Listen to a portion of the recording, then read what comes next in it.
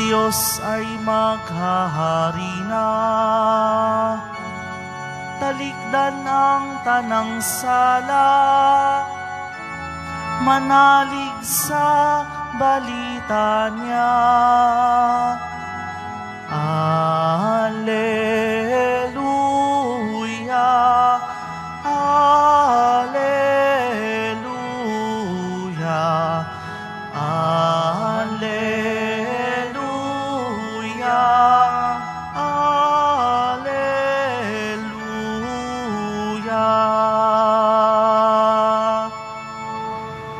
Sumainyo ang Panginoon. At sumayo rin. Ang mabuting balita ng Panginoon ayon kay San Mateo. Papuri sa iyo, Panginoon.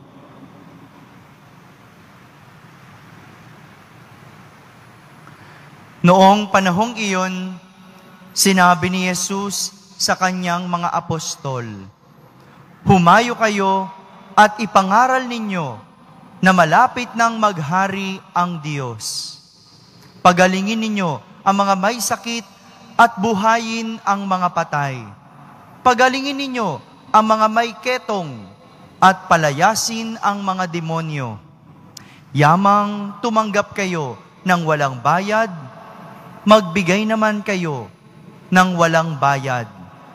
Huwag kayong magdala ng salapi, maging ginto, pilak o tanso sa inyong mga lukbutan. Huwag din kayong magdala ng supot sa inyong paglalakbay, ni bihisan, pamalit na panyapak o tungkod, sapagkat ang manggagawa ay may karapatang sa kanyang ikabubuhay. At saan mang bayan o nayon kayo dumating, humanap kayo ng taong karapat-dapat pakituluyan at manatili kayo roon habang kayo'y nasa lugar na iyon. Pagpasok ninyo sa bahay, sabihin ninyo, maghari nawa ang kapayapaan sa bahay na ito.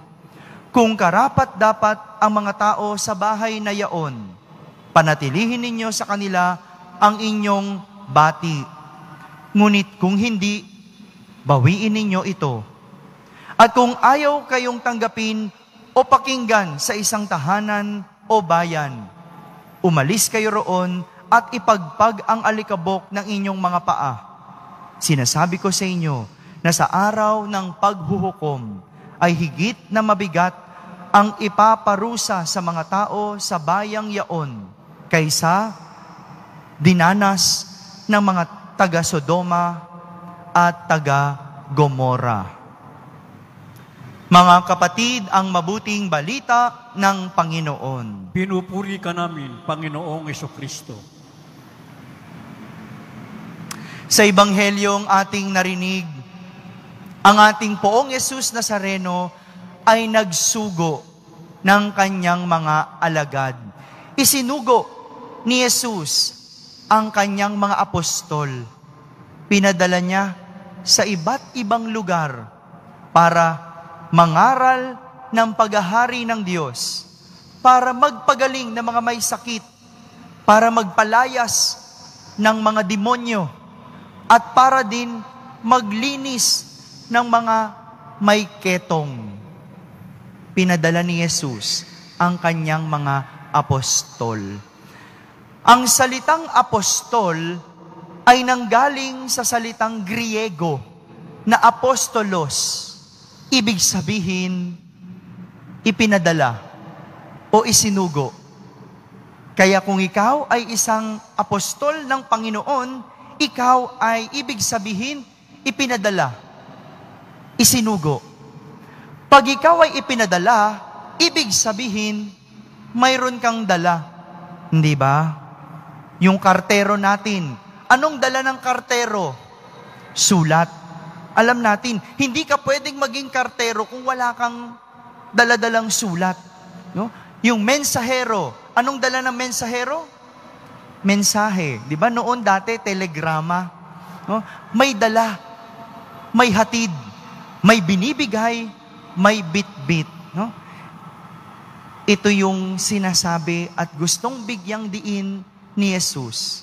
Ang kanyang mga apostol ay nakapagpagaling ng mga may sakit, nakapagpalayas ng mga demonyo, at nakapaglinis ng mga may ketong, hindi dahil sa kanilang sariling lakas, kundi dahil dala-dala nila si Jesus. Dala nila ang pangalan ni Jesus. Dala nila ang Diyos sa mga bayan at lugar na kanilang pinupuntahan. Maging ito ang hamon sa atin. Dalhin natin si Jesus saan man tayo magpunta. Yung mga nanay dito, dalhin mo si Jesus sa inyong tahanan. Yung mga tatay, dalhin nyo si Jesus sa inyong mga anak. Yung mga doktor, dalhin si Jesus sa ospital. Ang mga guro, dalhin si Jesus sa eskwelahan. Ito rin naman yung hamon sa akin bilang pari. Si Jesus ba ang dala ko sa inyo? Alam niyo po, mahirap maging pari sapagkat tao rin naman kami. Minsan nagagalit, minsan umiinit ang ulo, minsan may sumpong, minsan masungit. Pero lagi kong pinapaalala sa sarili ko, dalhin si Jesus sa tao. Kasi kung hindi ko dala ang Diyos, hindi ko dala si Jesus, siguro lagi akong masungit. Di ba pag matandang binata, masungit? No? Wala naman kami asawa. No? Tatandang binata ako, susungit ako.